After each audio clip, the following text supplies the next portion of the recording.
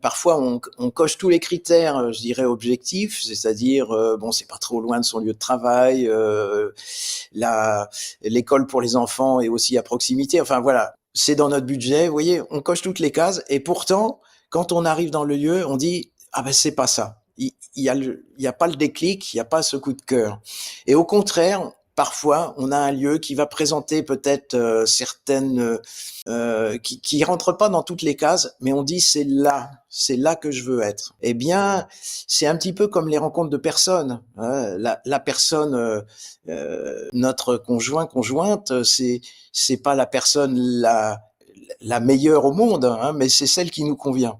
Bien, l'habitat, c'est pareil. Il va y avoir une symbiose qui va se faire et des fois, c'est même l'habitat presque qui nous choisit, hein. C'est très, très étonnant ça.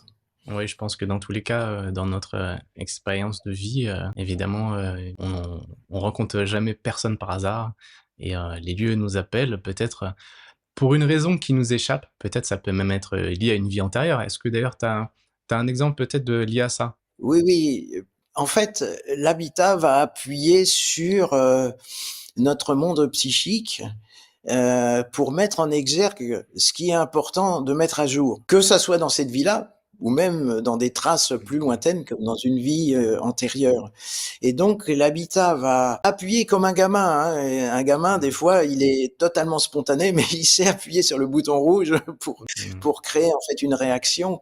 Eh bien l'habitat, c'est un petit peu la même chose parce que c'est son chez soi, hein. On dit: «Je rentre chez moi», je rentre dans mon moi. L'habitat, c'est le moi, c'est un reflet du moi en fait, mais du moi profond. Et donc, dans cette recherche de connexion profonde au soi, et pour se connaître, eh bien, il faut aussi actualiser, je dirais, les dossiers sensibles. Hein, c'est pas Mmh. juste s'ouvrir à la lumière. Hein. Pour vous qui faites de la Mmh. méditation aussi, vous Mmh. savez bien que pour aller dans la lumière, il faut aussi être capable d'aller un peu dans l'obscurité. Mmh.